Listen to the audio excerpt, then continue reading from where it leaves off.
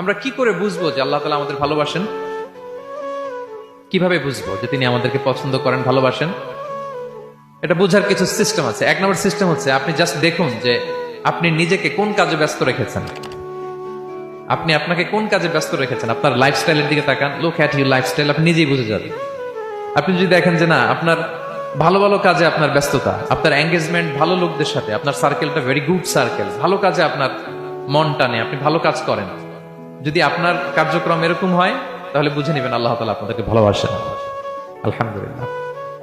আর যদি দেখেন না, যত আকাম কুকাম আছে ওইটার সবার আগে আপনি, যেই কাজে আল্লাহর ক্রোধ আসে, আল্লাহ রাগ হয়ে যান, যেই কাজ ইসলামে করার নিষেধ, যেটাতে তার অসন্তুষ্টি, ওই কাজে আপনার এঙ্গেজমেন্ট, ইনভলভমেন্ট, আপনার সার্কেল গুলাও এরকম, তাহলে বুঝে নিবেন আল্লাহ ভালোবাসা, এই মহা সৌভাগ্য আপনার কপালে জোটে